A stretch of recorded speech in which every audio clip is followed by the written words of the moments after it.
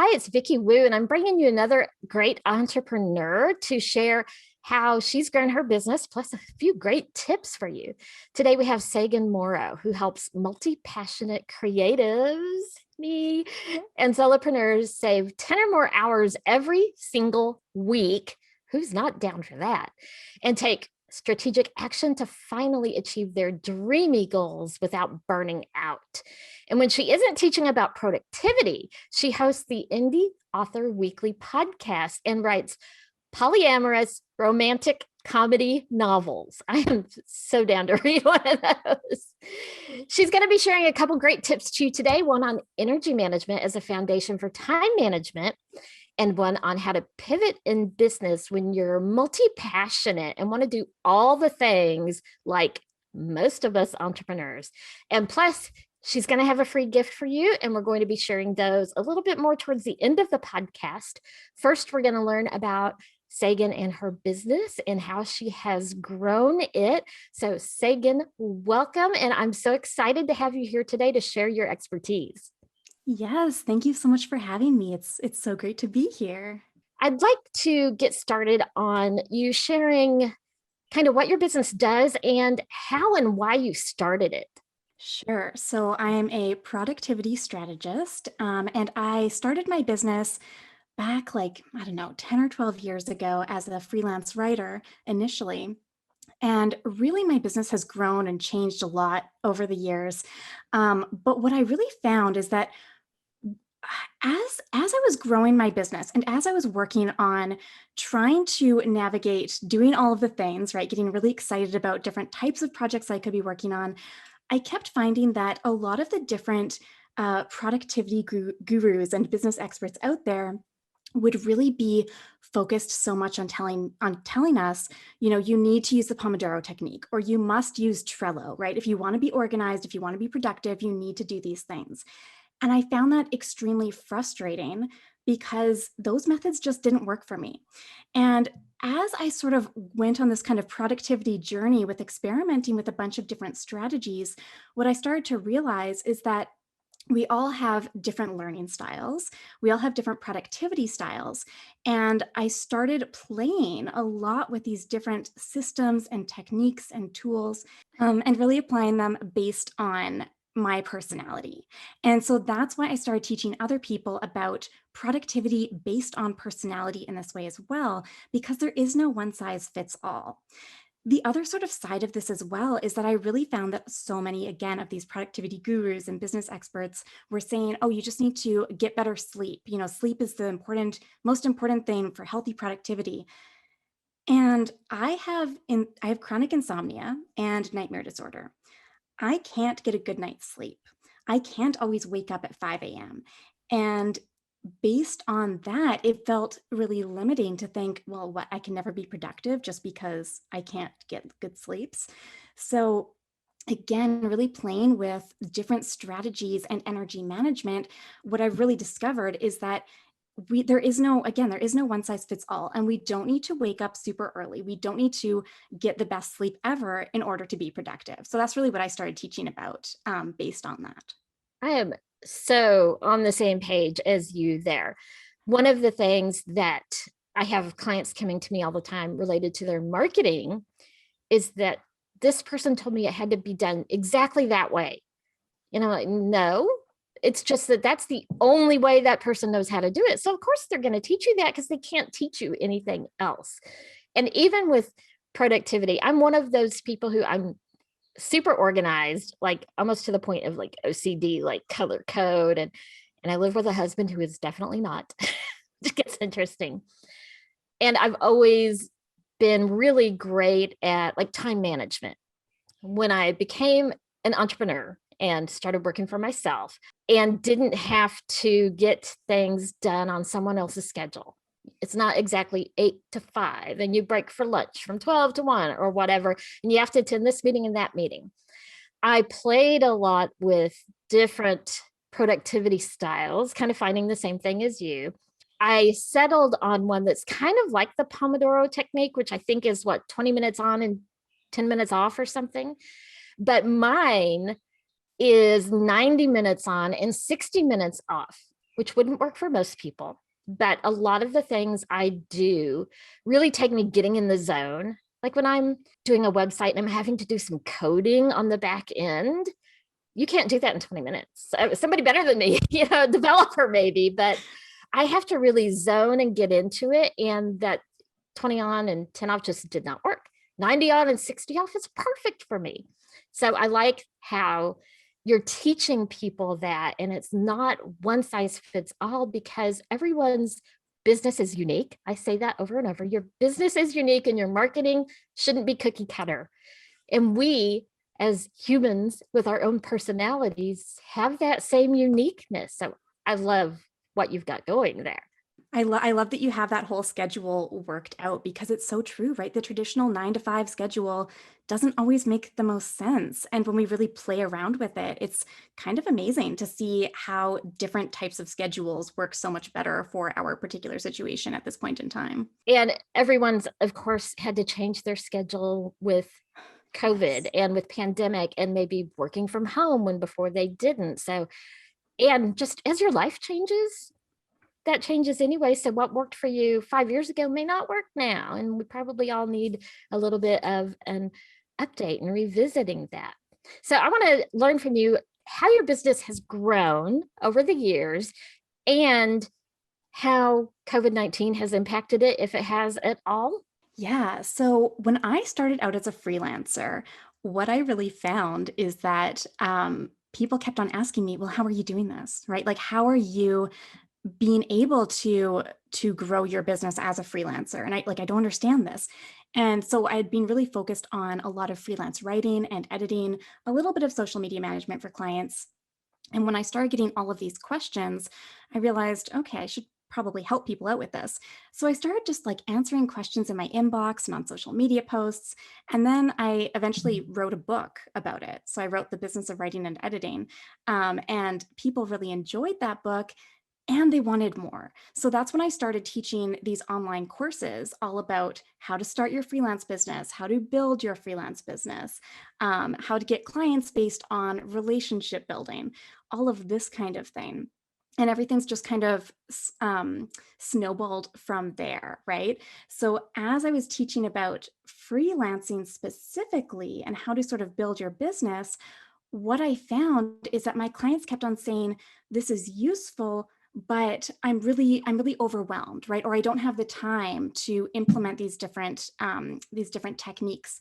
And that's really when I realized that there was this huge gap in the market for healthy productivity. So that's when I sort of pivoted from teaching about the broad concept of starting a freelance business and growing a freelance business, and really started teaching about productivity. So that's when I created my signature program, Productivity Powerhouse, and began teaching about how you can get really organized and manage your energy effectively and save 10 plus hours every single week in your business. So it's been really fun to see how my business has evolved in this very organic sort of way. I still do a very little bit of freelance writing, but just so much less than I ever used to, just because the teaching side of things is just so much fun. I absolutely adore it. So it's been really interesting. And as far as COVID affecting my business, I mean, it's been really nice, of course, as online business owners. It working from home, it has been so much easier than for so many other people. The big change for me has been geography. So I usually live in Winnipeg, and my spouse works here in this little tiny lake town in BC. And normally he would work here in BC for 2 weeks, doing field work, and then he would come home to Winnipeg for 1 week. And that was our schedule year round. So I could navigate, I created my entire schedule based on his. So I work 15 days in a row and then take 6 days off in a row. And when COVID hit, he couldn't come back and forth between provinces. So I moved out here to BC to be with him. And really, the biggest thing for me has been the slower internet connection. It like this has been actually like it seems like such a small thing, but when I first came out here, it was so frustrating, and I had to really learn patience because I'm just used to super high speed internet and being able to do things immediately, get that instant gratification. And here I have to be really cognizant, if I'm doing a podcast interview, I have to make sure that the internet, like the Wi-Fi, is closed down on my phone or on other computers. And I have to make sure that there's no tabs open on my computer, which was never the case before. So it's been a kind of a weird experience in that sense, how COVID has affected my business. I think one thing we've all learned through this is more patience. I've always been a patient person, but yeah, if I had a slower internet speed, I'd be going, come on, download faster. That would drive me nuts. When you started out, what's one thing that you wish someone would have told you about entrepreneurship before you started?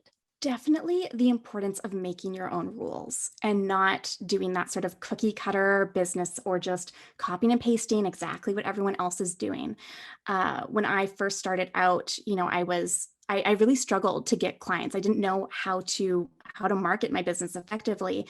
And I would try sort of using different strategies that I had seen, again, these experts saying that this is what you must do and this is the number one way to do it.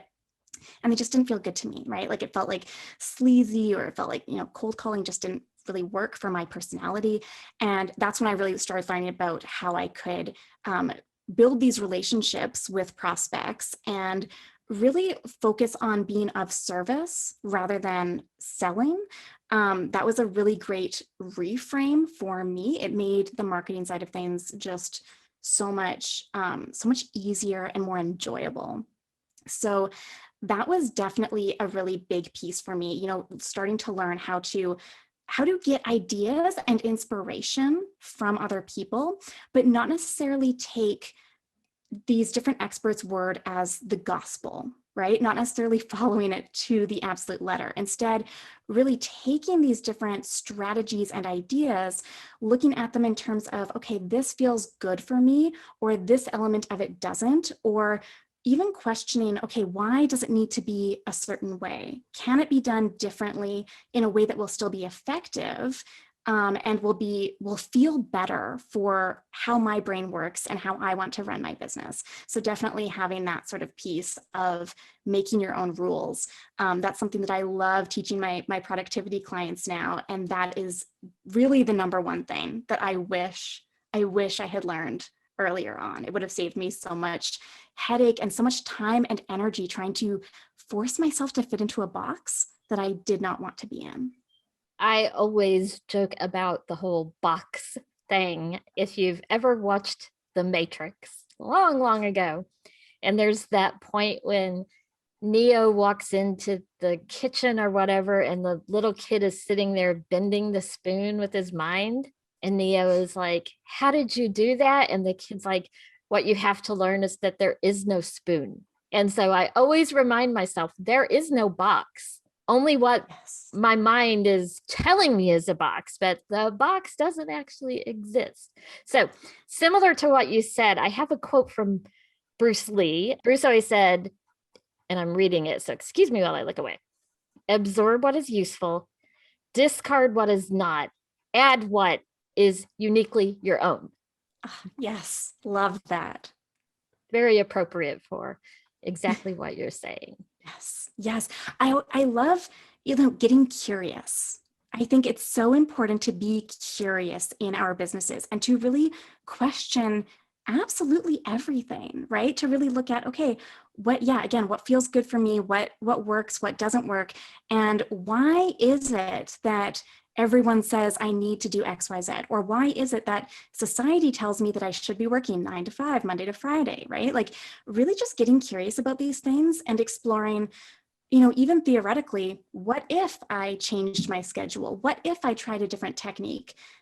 And when we go down that sort of theoretical road, then we can start to look at, okay, maybe I can actually make this reality, right? Maybe I can actually implement this, and like, why not? Why can't I act on this? Why can't I do it differently? Why can't I step out of that box and make my own rules? It took me quite a bit of time. So at my last corporate job, I had been working pretty much 80 hours a week for 3 years.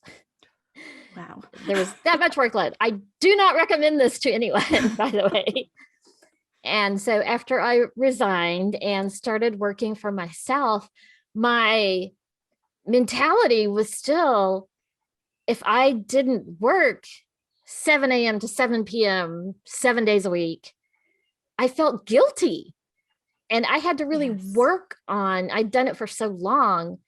It took me longer than I would have liked or even expected. I knew it would take a bit of time. I'm like, you can't do something for so long and then the next day, poof, everything's different and you're okay. But it took me way longer than I would have wanted to not feel the guilt when I changed my hours to be 90 minutes on and 60 minutes off. That's not a normal 9 to 5 day, but it's what works for me. And it's so funny how we get put in that non-existent box, and getting back out of it is actually hard to do. It's crazy. It shouldn't be that hard. Yes, it's so true. Unlearning all of those things. Yeah. When it's just been the norm for so long, that's really hard. It is. And that tells you how our brains work. They like routine. They like routine, even if it's a bad, unhealthy routine. So do you have a marketing issue now? You mentioned when you were first growing, the marketing issues you faced. What is your business facing now that you've grown and pivoted exactly what you're doing a couple times, which a lot of entrepreneurs are kind of afraid to do? So I imagine your marketing needs have changed as well. So what is the biggest marketing issue today? Yeah, I found it really interesting because once I realized about the whole relationship building side of things for marketing my freelance services, freelancing became really, really easy. And the same has not actually carried over as a course creator. I know that there are so many people out there who say, oh, course creation, once you have a course, it's so easy, right? It's really passive income. That has not been my experience as much. It hasn't been as easy to sell that side of things. And I think that part of it is because freelancing with the one-on-one sort of aspect of it, and it gives you so much more of that opportunity to really connect with people on a very personal basis. And with online courses, you really need to expand your audience, right? And reach out to a larger market. So my biggest struggle right now is with that piece of connecting with more people, just like reaching a larger audience, and really building my audience in that way. So I've been working a lot on organic marketing over the years. That's been my number one sort of way of doing it. But what I'm actually starting to do in like just another few weeks is starting to really play a lot with Facebook ads. So it'll be interesting to see how that changes things and the kind of difference that makes. But yeah, and like figuring out the best strategies for building that audience and like reaching out to just so many more people, it's hard. That's definitely my biggest issue. It is different as well because I have levels of service. The first basic level is people who need to learn what to do, like what strategy. They've heard somebody, oh, so-and-so told me I have to do a live video on Facebook every day and I hate video. I can't do it. I don't come across well. It's like, so don't do that. And so they're wondering what to do. So I have my whole YouTube channel is all about strategy. And then I have a do-it-yourself level, which is my courses. And then I have the done for you, done with you, and done for you, which is more of the one-on-one. And definitely easy to build the relationships in any of those one-on-one levels. But the courses is a completely different animal. You have to have a different plan and have a strategy and have one that is consistent, that you can pull off consistently without taking all of your time. And the one kind of overarching strategy of any business for their marketing is that organic marketing, as you know, is a long-term game plan, and you need it. Paid marketing can get you results faster, but you still need the organic side. And so most businesses need both at some point. The paid piece you may not need as often or as consistently or spend as much of your resources of time or money on. The best combination is when you have some of both. the paid to kind of get it going faster, and the organic as your long-term game plan. So a good mix of those is always great when you can. Some businesses can't afford the paid to begin with, and that's okay. Start with the organic because that's what's going to take you further for longer. I'm glad that you've noticed that difference between the one-on-one and the course marketing and how you're going to have to change it up a little bit. And entrepreneurs who kind of get too stuck in the way things have always been done and are hesitant to change it up are missing out on so many opportunities. Yes, I love that. I love that whole, I think that's so important what you said about like, doing both, right? And being able to lean on the one side of things while you can sort of play and experiment with the other side of things, right? It doesn't need to be all the things all at once. We can really build on what's working and that kind of thing. So I really love that. I know you have a couple of tips you're going to share with our audience on time management and pivoting when you're multi-passionate, which I am, you are, most of the entrepreneurs I talk to are.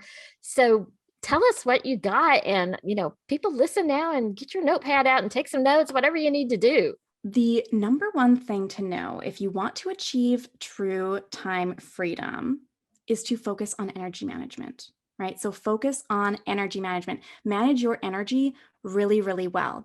If you are burned out or exhausted 24/7, then it does not matter what time management strategy or technique you're using, because it's still going to take you that much longer to complete a task. And that task will probably be a lower quality result, right? If we are too tired, then the end result is not going to be as good. So that's why I really, really encourage all of my clients to focus on self-care and taking breaks and plenty of rest as really that root, that foundation of healthy productivity. And the other sort of side of it, especially when it comes to the multi-passionate sort of piece, is to really look at playing with these different concepts and ideas. And I really encourage you to create customized strategies that work for what you want to do, right? So again, sort of taking the different ideas that you're getting from other people and then creating a concrete action plan with those sort of focused goals. So when we understand what our energy levels are like and when we are most creative, right, when we have our most energy, then we can really structure our entire schedule and day around those energy levels. We can sort of step outside of that box. We can make our own rules. So I would really encourage you to look at your energy first and identify, what time of day am I most creative? What things can I do throughout the day to boost my energy? Whether that's listening to music, whether that's taking breaks, getting outside for fresh air, right? There's all kinds of little tweaks that we can do that can be really effective and powerful. And also taking your learning style into account.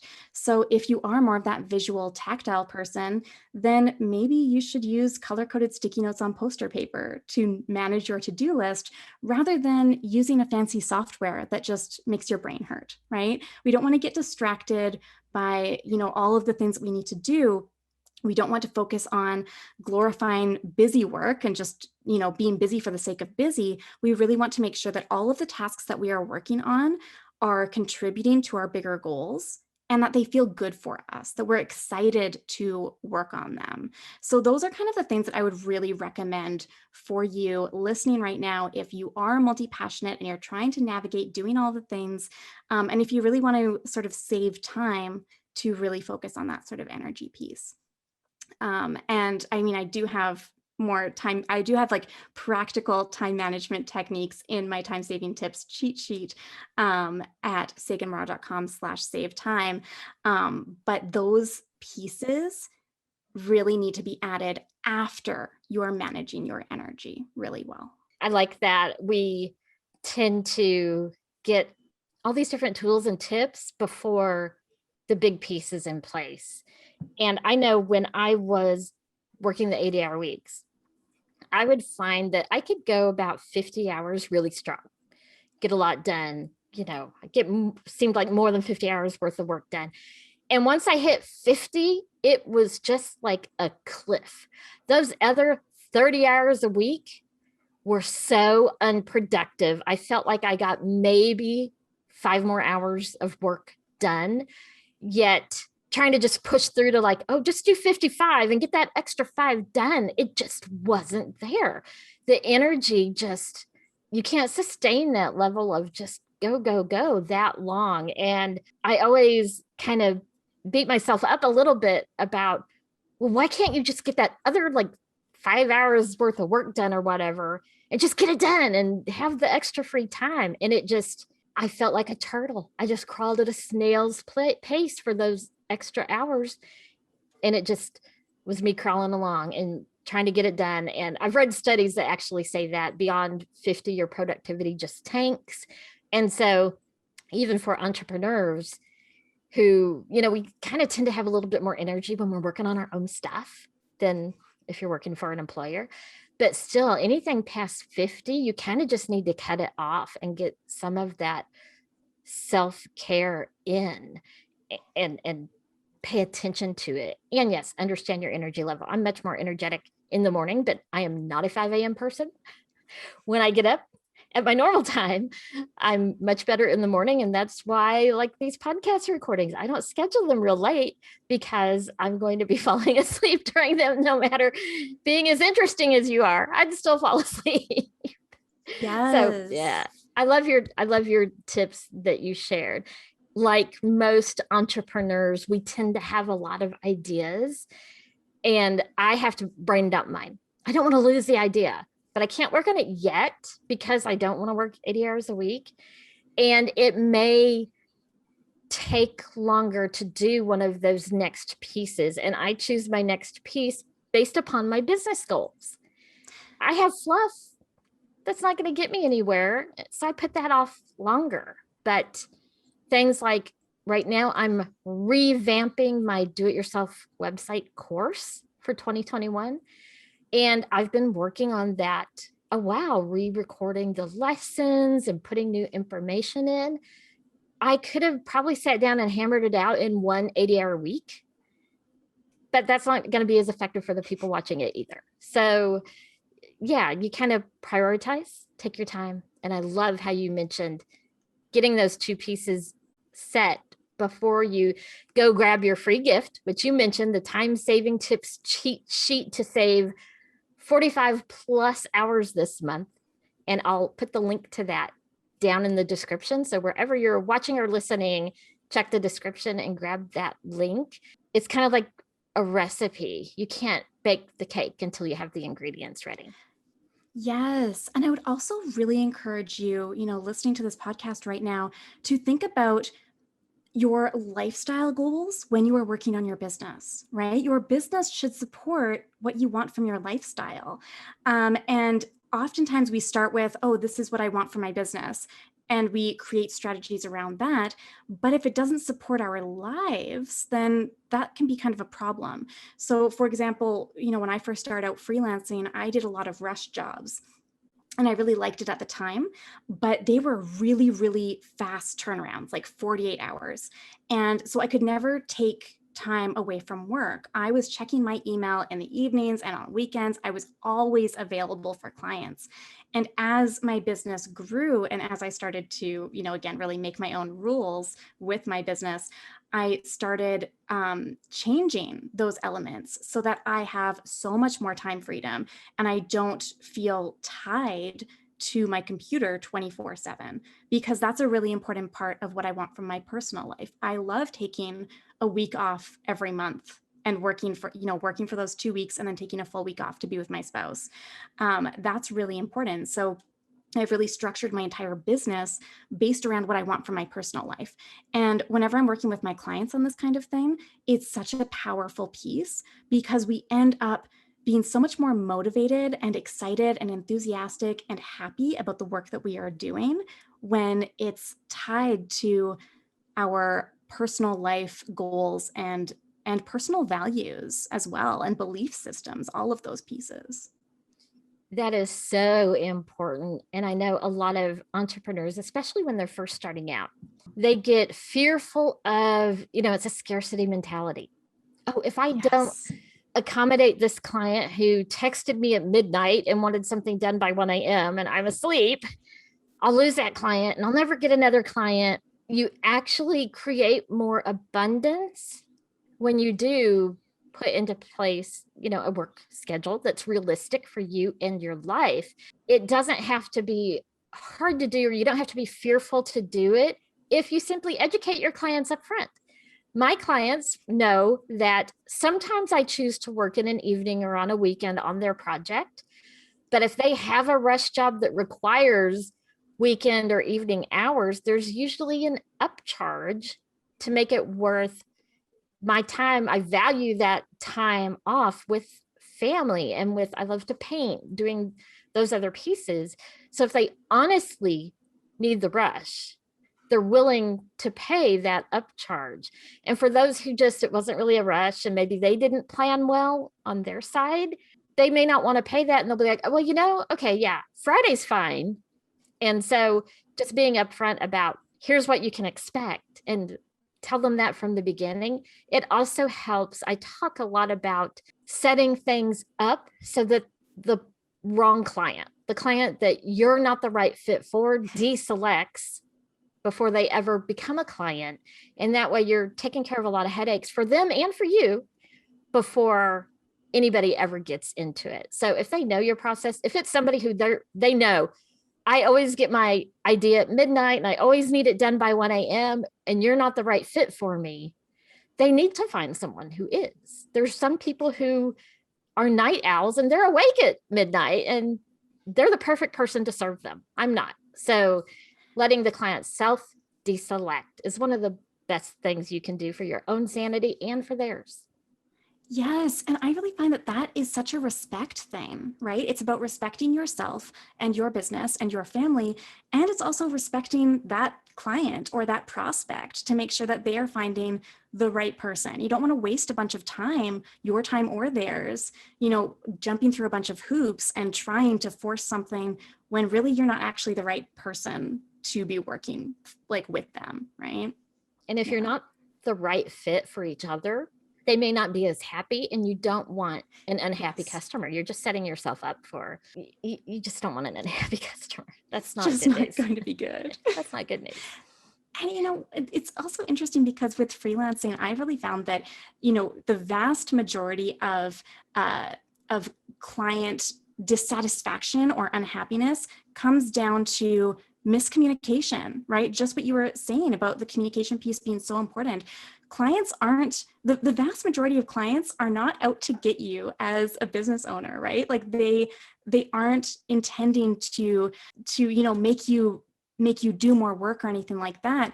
What it comes down to is the communication piece. So really, the more that we can communicate up front and set those boundaries and ensure that everyone's on the same page, that's such an important thing.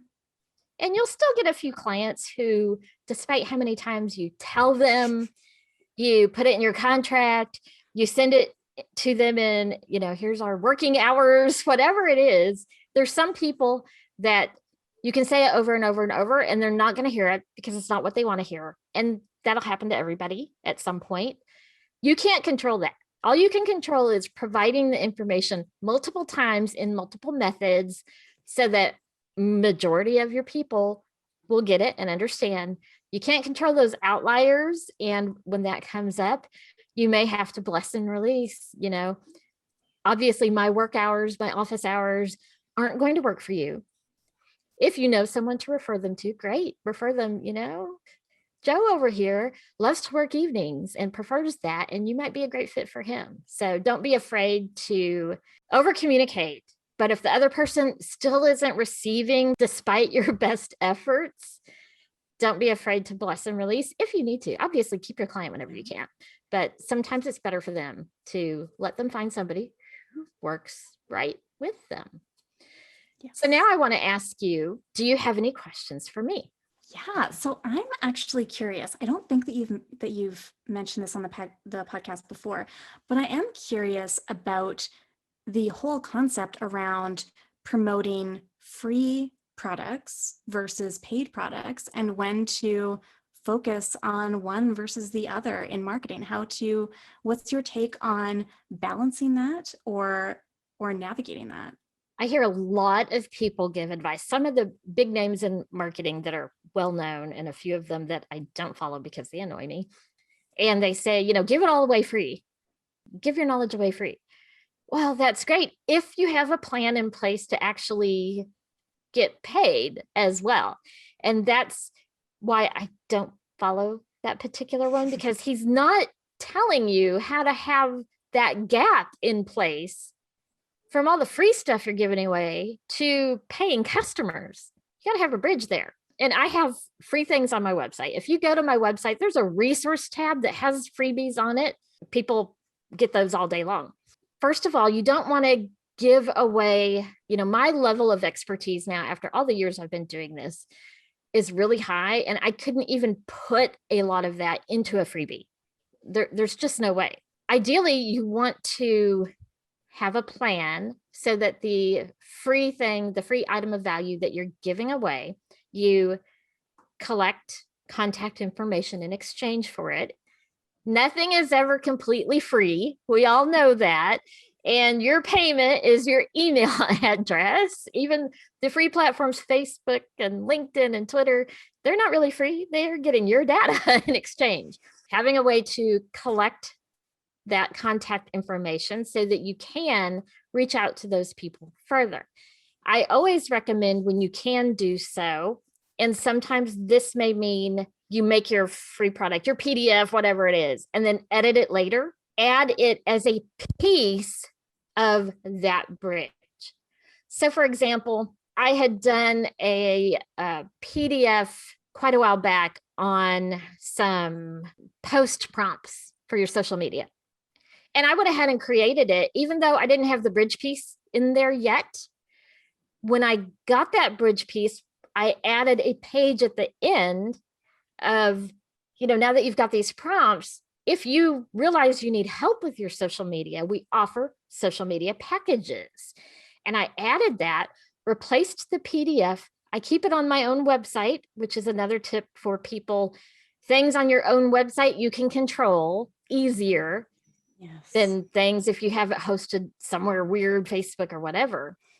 I update it and replace it and add that bridge piece. So don't be afraid to go ahead and get a freebie out there, even if you don't have that bridge piece ready, as long as you can collect contact information from it.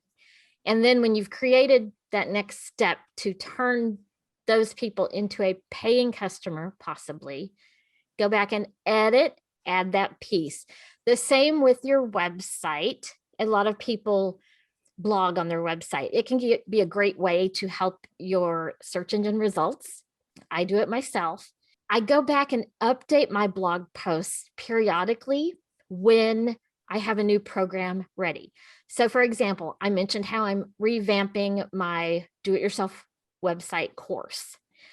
I will go back now on related posts on my website that people are already visiting, and I'll add a link to that course in there. I'll put a cute little block with do-it-yourself, learn step-by-step video instruction, blah, blah, blah.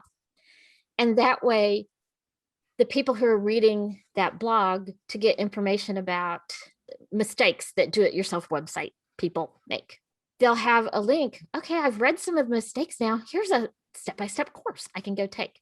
So one of the delay pieces I see entrepreneurs is that they want to wait until everything's perfect and all their little ducks are in a row, which is a great idea. But today's marketing world moves so fast that if you wait for that, you may never get it done, because things are going to change next month.